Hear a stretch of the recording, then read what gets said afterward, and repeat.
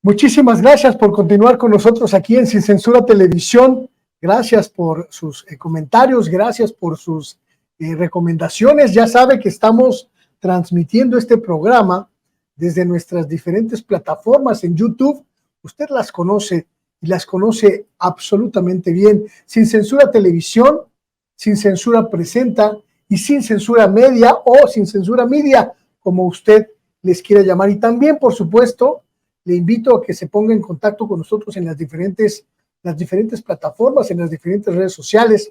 En Threads, Sin Censura Vicente Serrano, en Instagram, Sin Censura Vicente Serrano, en ex-Twitter, @Vicente Serrano, y en Facebook, Sin Censura TV. Cualquiera de esas opciones está siempre al servicio de usted, siempre atento, siempre atenta, siempre atentos, siempre atentas, más bien, a lo que usted nos comenta, a lo que usted nos señala. Llega el momento de la mesa de investigación de Contralínea y Sin Censura esta noche con la presencia de nuestro amigo, nuestro colega Sósimo Camacho. Sósimo, buenas noches, bienvenido otra vez. ¿Cómo estás? Muy buenas noches, Luis Guillermo, muy buenas noches a todos, a toda la audiencia, al equipo también de producción. Estamos prácticamente a unas horas de que ocurra la ceremonia del grito de independencia. Sósimo, ya todo el mundo debe estar con su pozole y sus tostadas en la mano, algunos con el tequila. Aquí en el estudio también, algunos del equipo ya tienen el tequila preparado para brindar por la soberanía, por la mexicanidad.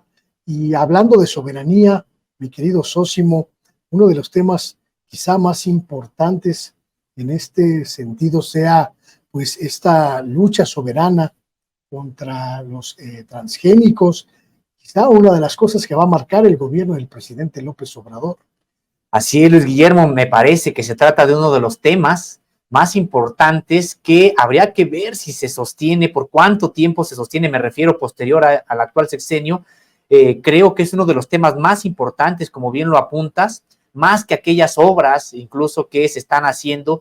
Me parece, hay políticas, hay dos políticas, una que tiene que ver con la soberanía y otra que tiene que ver con la salud. Me parece que estas dos políticas son las que podrían realmente ser un legado del gobierno de Andrés Manuel López Obrador para futuras generaciones. Y entrando en materia de la soberanía, particularmente la soberanía alimentaria, porque se nos dijo además durante mucho tiempo, Luis Guillermo, que eso era cosa del pasado, que no había manera de que México tuviera algún tipo de soberanía en materia de lo que consume.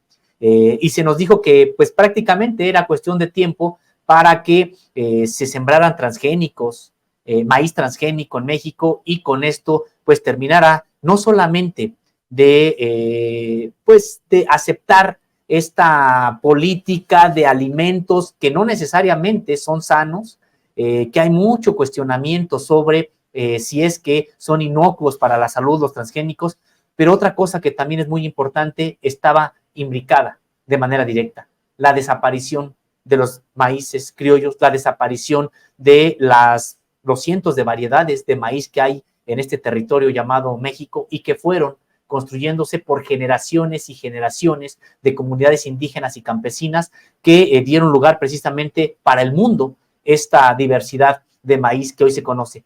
La aceptación de la siembra de transgénicos no solamente era riesgoso para la propia salud, sino que además implicaba la desaparición de esta diversidad biológica y agropecuaria.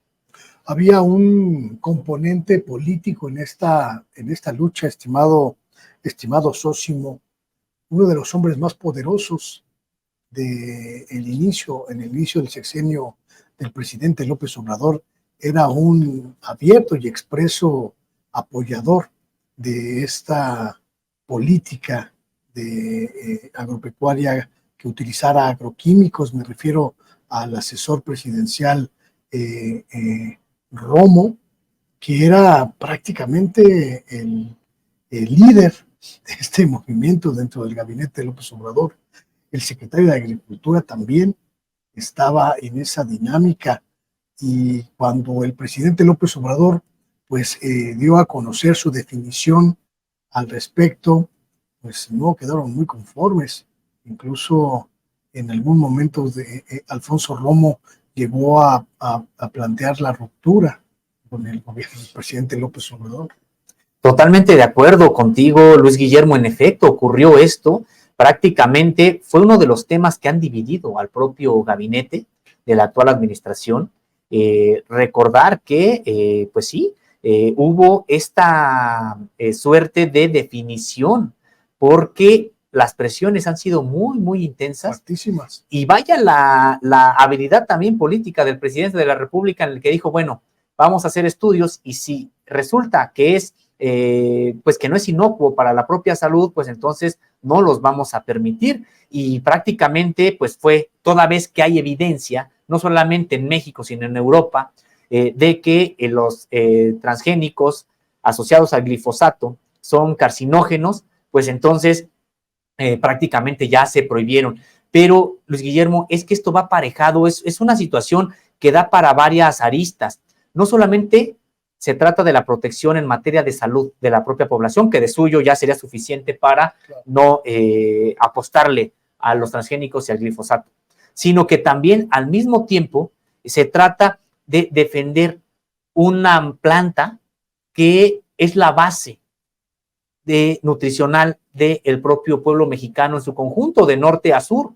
Entonces, en ese sentido, Luis Guillermo, me parece que se trata también de que México ya no le siga apostando a los propios, a depender del propio, de la producción en otros países. Es que ha ocurrido algo, Luis Guillermo, durante este periodo, antes del periodo neoliberal, recordarás que México no solamente era autosuficiente en la producción de maíz, sino que incluso México exportaba maíz a otros países. El excedente que teníamos aquí se exportaba a otros países. Prácticamente con esta política neoliberal donde dijo, a ver, México, tú lo que necesitas no es producir, sino comprar. Entonces, habría que comprar maíz, sobre todo aquí en Estados Unidos. Entonces, en ese sentido, el campo mexicano se abandonó, se despobló prácticamente, los campos yermos ahí, ya sin producción, porque no convenía prácticamente producir, con toda la pobreza que esto generó. Y lo que ocurrió, Luis Guillermo, es de que entonces todo el maíz empezó a comprar a Estados Unidos.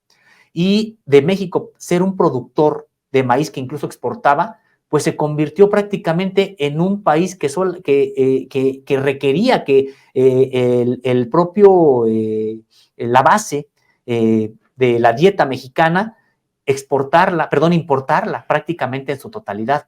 Entonces, recordar que sí, hoy me parece que es una buena noticia en el sentido de que el maíz para consumo humano ya no necesita México de este maíz del extranjero. Por primera vez en no sé cuánto tiempo, prácticamente decíamos desde el inicio del neoliberalismo, México se convirtió ya en autosuficiente en materia de maíz blanco para el consumo humano. En lo que no iba a pasar muchísimo tiempo para que eso ocurra es en el maíz forrajero, que por las grandes cantidades que se tienen que adquirir, México está muy lejos de realmente pues volverse autosuficiente en ese rubro. Pero me parece que es algo que no podemos dejar de poner el dedo en el renglón. La soberanía alimentaria es impresionantemente importante para cualquier pueblo, para cualquier nación. Entonces, creo que la cuestión del maíz, la cuestión del frijol, del arroz, de dar estos precios de garantía, de promover de nueva cuenta el impulso de que se estén sembrando y cosechando estos granos, me parece que es muy importante para el propio país, y también es algo cuyos resultados no se van a ver de manera inmediata. Creo que de continuar con esta política, los resultados los empezaremos a ver en el próximo sexenio. Aquí hay una cuestión que nos impide pues lanzar las campanas al vuelo, mi querido Sósimo. Estados Unidos tiene pues intereses muy grandes en este sector. No podemos olvidar de ninguna manera el papel de los grandes corporativos transnacionales. Pienso, por ejemplo, en Bayer, Monsanto, pienso en Syngenta, que pues lo leímos en Contralínea, pues están detrás de la controversia que interpuso el gobierno de Estados Unidos en el marco del Tratado de Libre Comercio del TEMEC para frenar el decreto que prohibía maíz transgénico en México. Es decir, enemigos muy poderosos de la sociedad mexicana, del mundo, diría yo, que no se van a dejar tan fácilmente doblegar por el gobierno mexicano. No, y de hecho ya lo han intentado, Luis Guillermo, aquí mismo en tribunales mexicanos, ellos impusieron alrededor de 30 amparos en contra de este decreto que pues lo que está señalando es que no se debe de utilizar el glifosato y por lo tanto no se puede sembrar maíz transgénico. Es que hay que comentar, Luis Guillermo, que son dos asuntos totalmente ligados. El maíz transgénico requiere de glifosato en su propio proceso de producción, es decir, este producto conocido entre los campesinos popularmente como mata todo, porque eso es lo que hace, mata todo tipo de hierba con excepción de un tipo de maíz, y ese tipo de maíz es transgénico. Claro. Entonces, precisamente si tú vas a utilizar glifosato es porque estás sembrando ese tipo de maíz transgénico. Claro. Por eso van concatenados. Entonces, en ese sentido, Luis Guillermo, sí, hay que recordar que pues pegaron el grito en el cielo.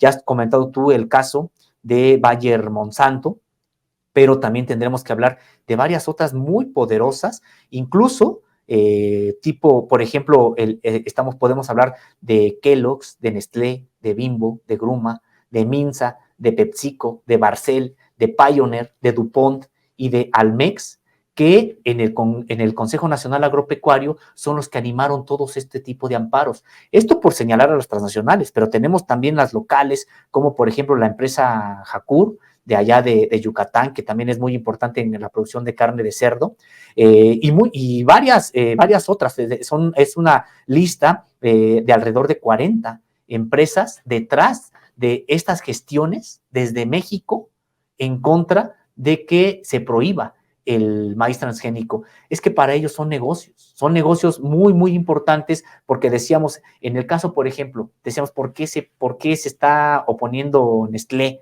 ¿Por qué se está oponiendo Kellogg's? No solamente es el asunto del maíz, sino los negocios que tienen con la propia producción de otro tipo de agropecuarios, pero que están ligados al maíz. De manera clara, el sector de la producción de carne. Hay que recordar que precisamente mucha de el maíz transgénico pues se utiliza como forraje para para esta producción de carne. Entonces, en ese sentido, Luis Guillermo, pues sí son intereses muy poderosos que estuvieron gestionando, decías bien, al interior del propio gabinete, y que al no tener ya ahora pues éxito, pues son los que están animando desde México, están animando en contra, me parece, que de los propios intereses del país, esta serie de paneles de consulta desde Estados Unidos y Canadá en contra prácticamente de México. Entonces, por eso es importante señalar la relevancia de la soberanía alimentaria, porque no se trata solamente de que a la gente no le dé cáncer, de que no genere las condiciones para tener después cáncer por andar consumiendo productos que tienen glifosato, que se ha detectado hasta en la leche materna. Es decir, se trata por un lado de un asunto de salud pública, pero por otro lado también se trata de que México preserve la biodiversidad de la planta del maíz, y segundo, que México sea autosuficiente, porque es un asunto incluso de seguridad nacional. Si uno lo ve así, es un asunto de seguridad nacional, que el propio país sea autosuficiente con respecto al menos de la dieta base de esta población. ¿Siguen teniendo aliados estos corporativos nacionales e internacionales dentro del gobierno mexicano? ¿Sigue siendo un foco de atención para nosotros la posibilidad de que se puedan revertir estas determinaciones del gobierno de López Obrador?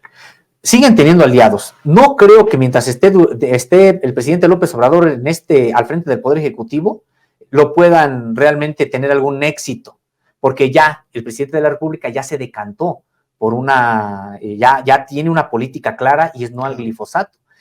Al principio del sexenio es cuando el propio presidente no decía que estaba estudiando, y en el propio gabinete estaban los intereses de un lado y de otro en la pugna, ¿no? En la pugna. En ese sentido es cuando creo que había mucho peligro de que terminara el presidente decantándose por apoyar el asunto del glifosato y del maíz transgénico. Finalmente no lo hizo, ya es una decisión que ha tomado.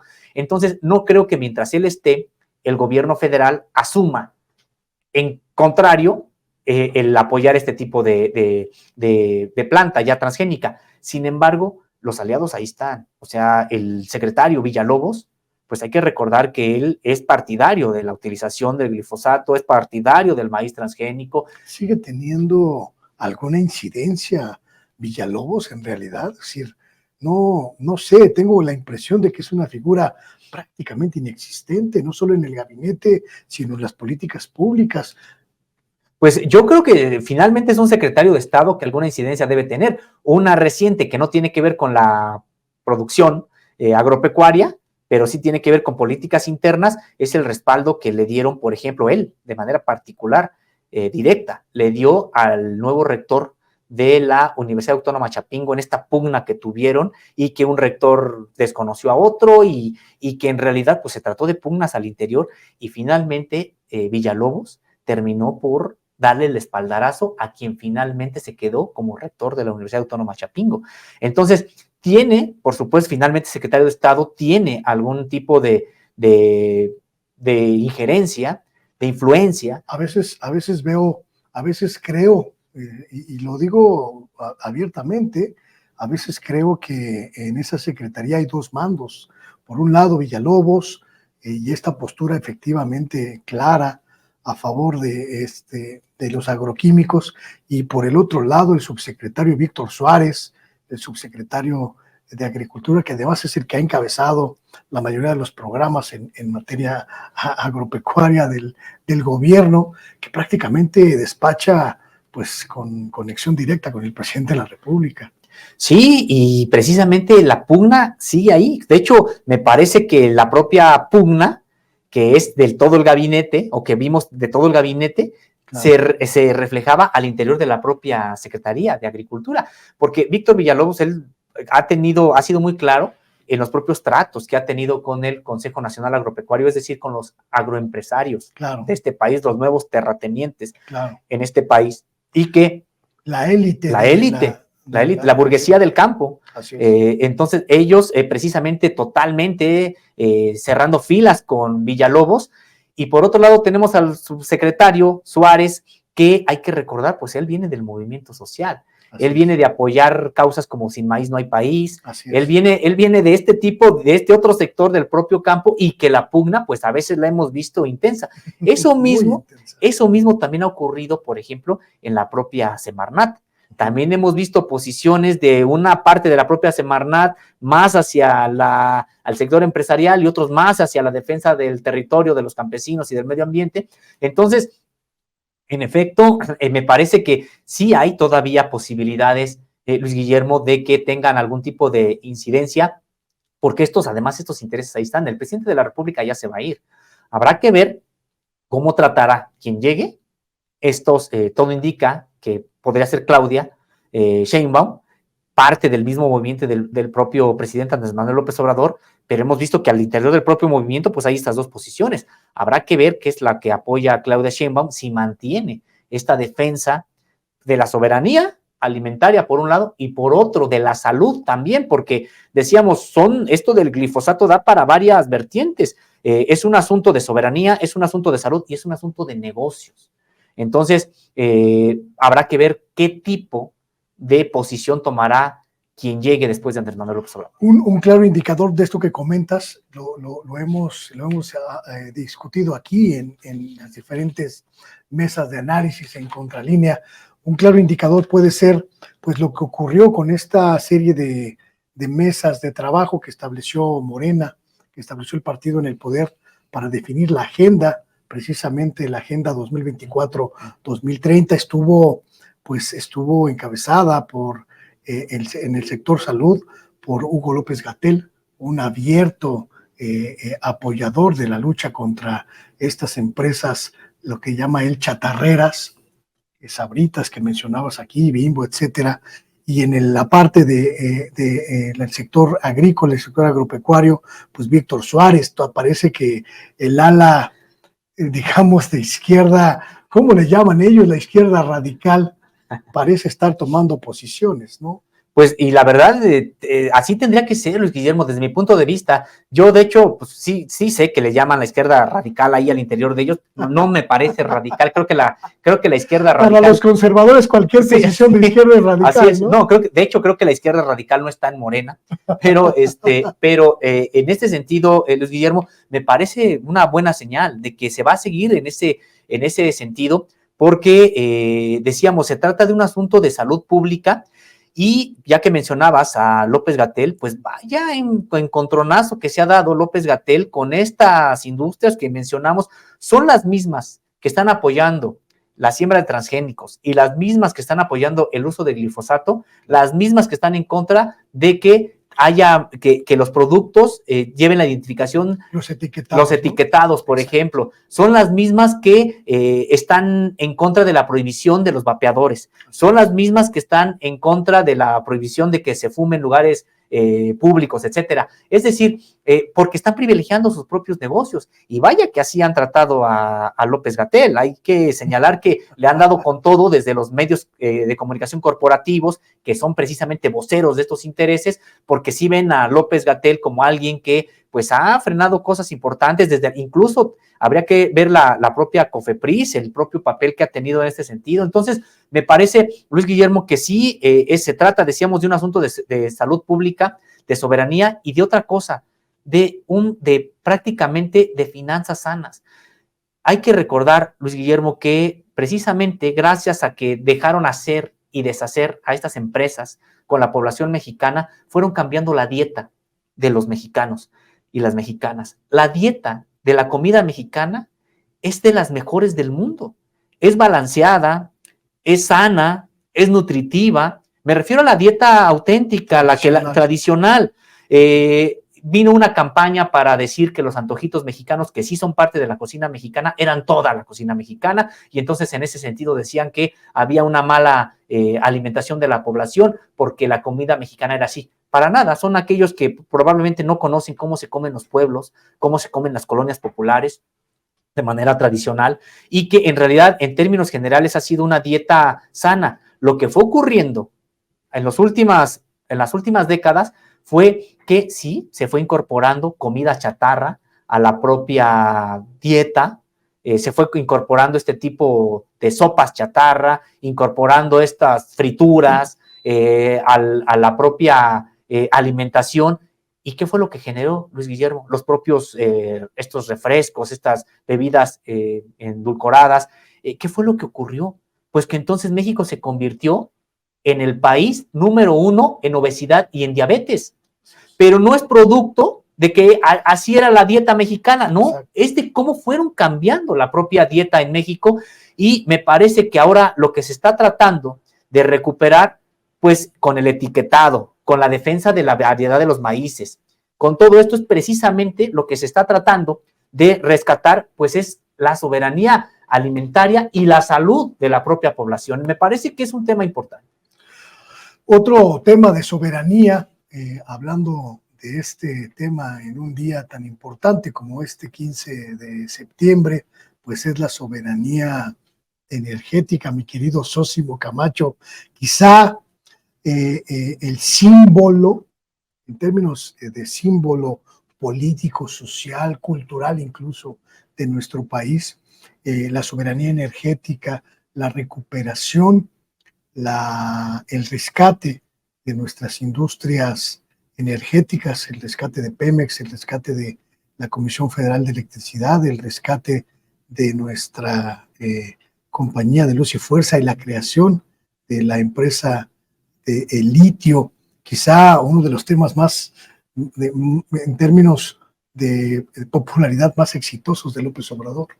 Sí, porque hay que recordar que, pues, petróleo, por ejemplo, Petróleos Mexicanos, Luis Guillermo, pues, está en el imaginario colectivo como un gran triunfo de la propia población. Hay que recordar que esta gesta que haría precisamente Lázaro Cárdenas, que incluso llevó al país al borde de la guerra en ese momento, pues, pero fue la de asumir Petróleos Mexicanos, y recordar que más allá del propio saqueo que vivió esta paraestatal durante tantos años, al mismo tiempo, pues sirvió para sostener las finanzas públicas durante mucho tiempo.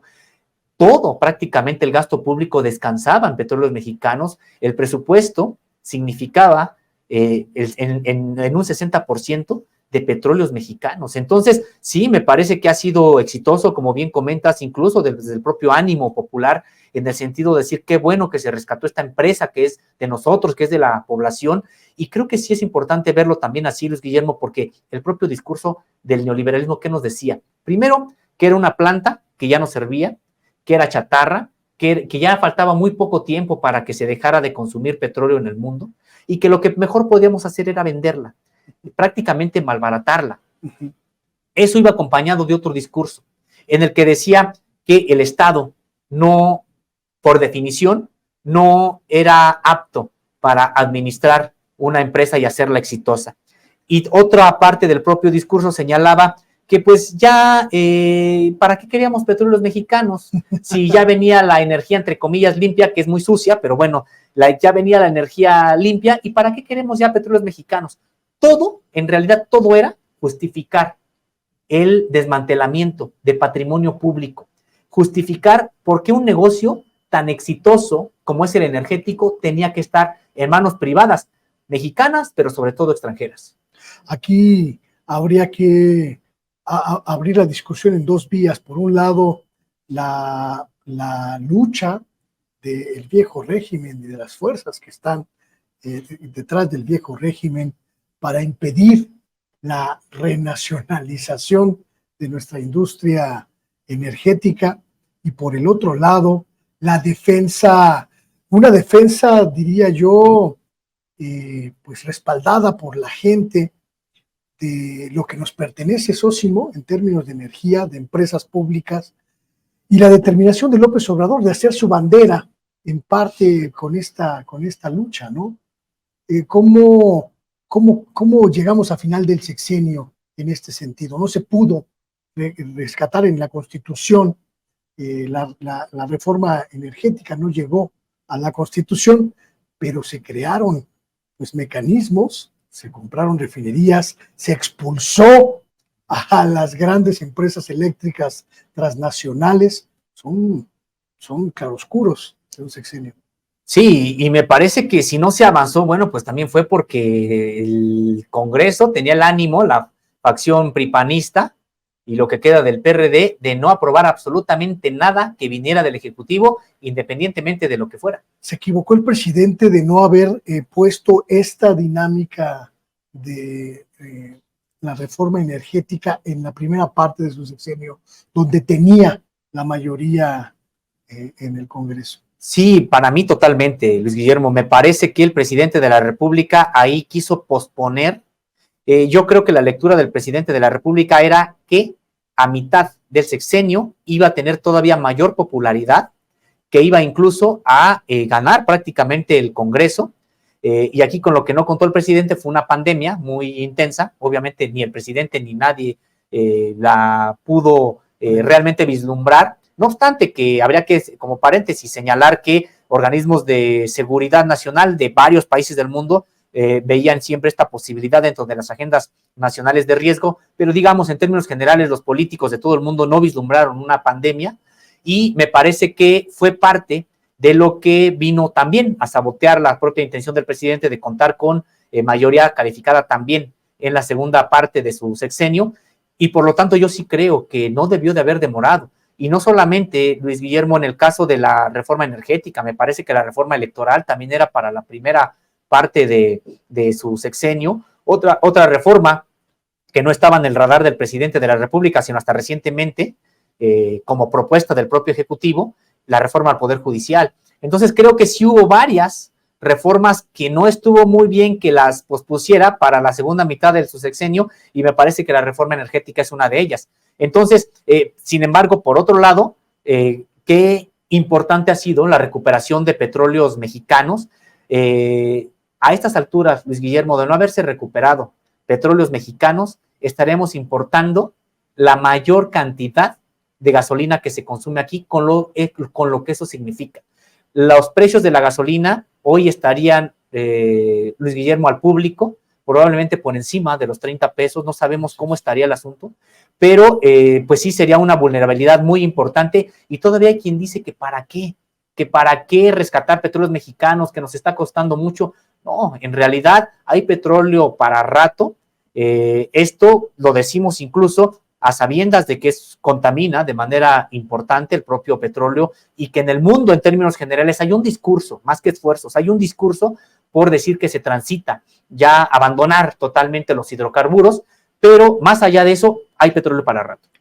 Aquí hay una doble calificación, porque efectivamente quizá el cálculo político del presidente de la República no fue lo suficientemente acertado, pero aún sin reforma energética, y esto hay que analizarlo muy bien, aún sin reforma energética, López Obrador arrancó a Pemex en una nueva dinámica, lo puso de nuevo en el centro de la política pública nacional, construyó una refinería en un tiempo récord, en medio de una pandemia, compró otra refinería en Estados Unidos, que no es un asunto menor en términos simbólicos, y está cerrando el sexenio a todo vapor. Incluso a todo petróleo. Sí, mejor. Ese era de otra transición energética anterior. Sí, no, tienes razón, Luis Guillermo, porque además hay que recordar algo. El próximo año, México no va a importar una gota de gasolina. En alguna parte del próximo año, México ya no va a requerir la importación, comprarle, es decir, a extranjeros gasolina. Con lo que esté produciendo Dos Bocas, con lo que ya está produciendo, por supuesto, Deer Park y las otras refinerías que ya tiene el país, ha dicho el presidente de la República, en 2024 ya no va a ser necesario que se adquiera gasolina ni diésel a estas empresas extranjeras, con lo que ello significa la posibilidad de que el vaivén de estos precios del propio petróleo no impacten más allá pues de lo que cueste producir, pero ya no de lo que cuesta la propia compra a intermediarios. Claro. Entonces, en ese sentido, Luis Guillermo, me parece que además viene este año electoral y probablemente vamos a ver una disminución importante en el precio de las gasolinas el próximo año. Yo no sé si también lo calculó así el propio presidente, pero la verdad es de que en 2024 México ya no va a comprar al extranjero gasolinas ni diésel. Y esto gracias a qué? Pues a esta visión que tuvo de comprar Deer Park, de construir esta refinería de Dos Bocas, como decías, en tiempo récord, y me parece que pues esta infraestructura viene también incluso pues a callar a todo ese discurso que decía, no, es que además el petróleo es cosa del pasado, tenemos que apostarle al futuro y que las energías limpias, sí, nadie está diciendo que no le apueste uno a las energías limpias, pero no por eso vas a malbaratar o vas a desmantelar una industria que además todavía tiene un trecho. Están diciendo 20 años. La verdad, Luis Guillermo, yo considero que son 40 años. Las transiciones energéticas anteriores, por ejemplo, esta del vapor que decías, la combustión y todo esto, en realidad no son transiciones que digas, a partir de este año ya solamente se produce así. No, son graduales y si México tiene petróleo, pues no lo vamos a malbaratar. Hay que utilizarlo incluso racionalmente, pero hay que sacarle jugo a un patrimonio que es de todos. Y es que esto también viene a contrarrestar este discurso prácticamente en el que solamente la propiedad privada es la que es digna de defensa. No, es digna de defensa la propiedad comunal, la propiedad nacional. Entonces, en ese sentido, pues este energético va a venir todavía a dar mucho y se van a estar sumando otros que tienen que ver ya, por ejemplo, los minerales. ¿Qué tanto impacto tuvo en esta época la reforma a la ley minera que permite la nacionalización del litio, la creación de esta empresa pública que va a administrar, a investigar y a pues plantear la ruta en materia de este nuevo energético, Sósimo? Tengo la impresión de que prácticamente se aprobó la ley, todo ha sido silencio a partir de ahí. Sí, aunque ha habido cierto pataleo de estas empresas transnacionales, de hecho hay quienes están viendo la posibilidad de generar una controversia constitucional porque no están de acuerdo con esta ley. Y la verdad, Luis Guillermo, es que es una ley, desde mi punto de vista, muy light. Es una ley que se queda corta, similar a lo que pasa con el sector eléctrico y que tú ya bien apuntabas. Sin embargo, por la vía de los hechos se va avanzando en otro asunto. Me parece que lo más rescatable de esta ley minera es que se le tiene que consultar a las propias comunidades. no se puede hacer de manera fast track la adjudicación de concesiones. Eso me parece que es importante. Sin embargo, Luis Guillermo, también señalar, me parece que no es suficiente. Todavía se dejan concesiones por 80 años, por ejemplo. Claro. No se cuestionan las concesiones que hoy están ya ahí dadas y que también están por 50 años y que pueden renovarse por otros 50. Es decir, me parece que todavía quedó, no necesariamente para la defensa en términos sólidos de la propia política, de la propia soberanía energética del país. Es un avance, sí, hay que reconocerlo. Y con todo y ese que yo decía es light, pues vemos a estos grupos muy importantes diciendo que no la quieren, que todavía están ahí, decíamos, pataleando para que haya alguna especie de controversia constitucional que eche atrás esa ley. Y me parece que es importante en qué sentido, Luis Guillermo, en que en efecto también sienta las bases para una transición, pues que se le ha llamado una transición energética. Hay quien incluso cuestiona este término sobre si realmente es una transición energética, pero bueno, se empezará a utilizar más minerales para sobre todo la operación de automóviles. ¿En qué sentido? Sobre todo el litio, cobalto, níquel y otra serie de minerales que tiene México y que, pues en efecto, me parece que se están sentando las bases también con estos proyectos en Sonora para energía solar y eólica, que finalmente tendrá que almacenarse y otra vez tendrá que ser a través de litio. Entonces, en ese sentido, se están sentando las bases para, sin abandonar la cuestión del petróleo, ir ya consolidando una empresa que tendría que ser de niveles tipo Pemex para administrar el propio litio y los demás minerales que se estarán pues siendo en la palestra, sobre todo para mover automóviles. ¿Cómo queda la otra gran industria de este sector, Sósimo, la industria eléctrica?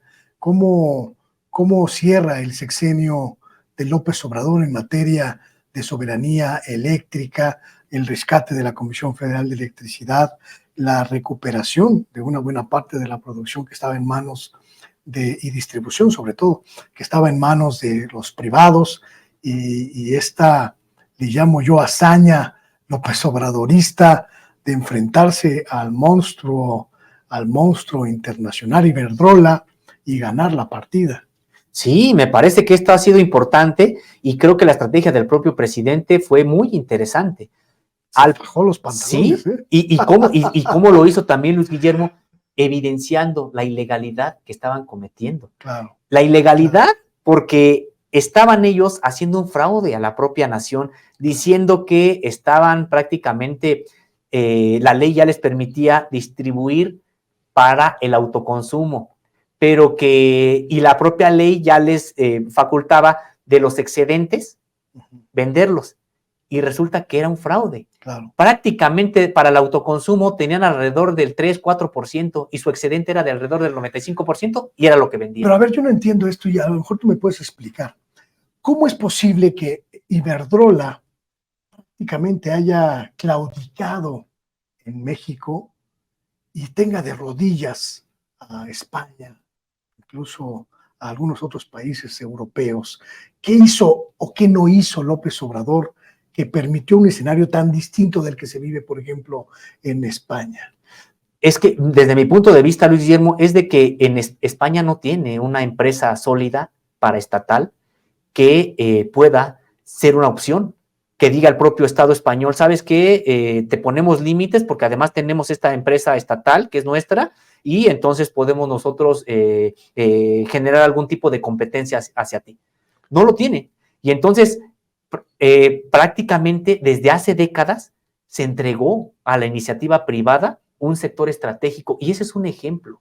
Es un ejemplo del que tenemos que aprender no solamente los mexicanos y mexicanas, sino toda América Latina y todos los llamados países del tercer mundo. ¿En qué sentido?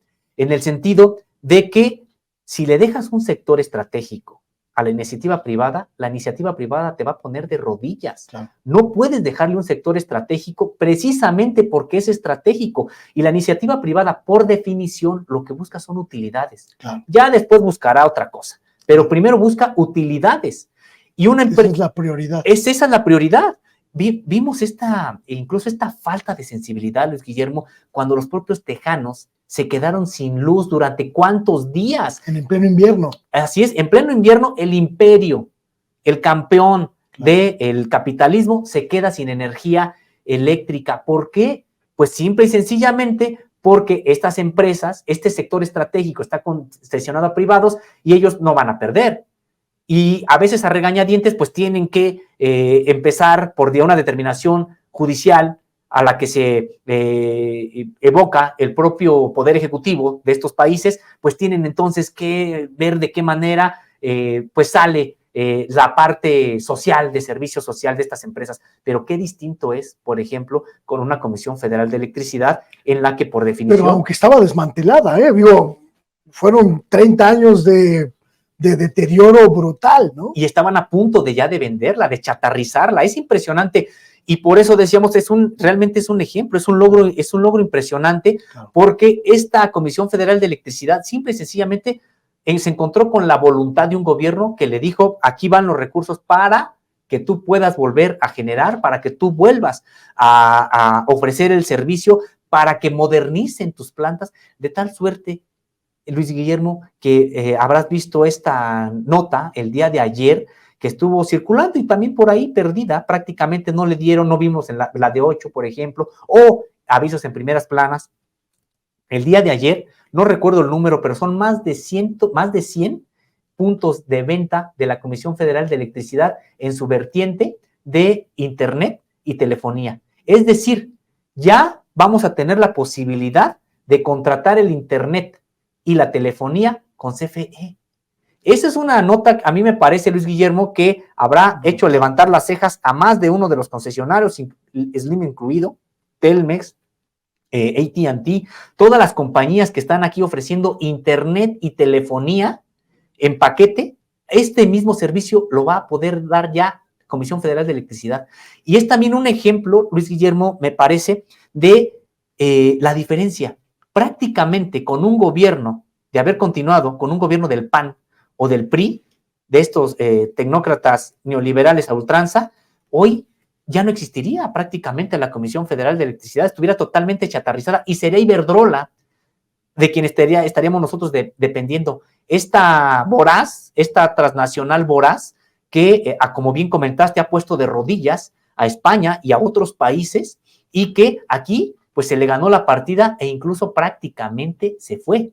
Y qué bueno, porque se está fortaleciendo propiedad nacional, que es la Comisión Federal de Electricidad, y han dicho que a precios accesibles ya mexicanos y mexicanas vamos a tener la posibilidad de contratar con esta empresa mexicana Internet y telefonía. 168 puntos de venta en 24 entidades del país que a partir de pues, prácticamente ya van a tener esta disposición, una especie de vuelco histórico en la condición de rezago de una empresa fundamental para el desarrollo mexicano.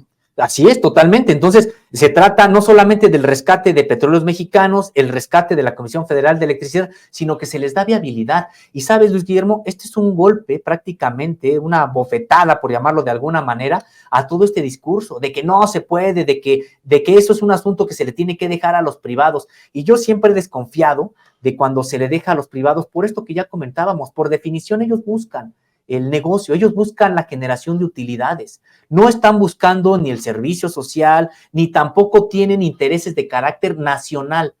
Entonces me parece a mí que sectores estratégicos como el energético está plenamente justificado que sea el propio Estado el que se haga cargo de ellos, porque es un sector estratégico. ¿Cómo mueves hospitales?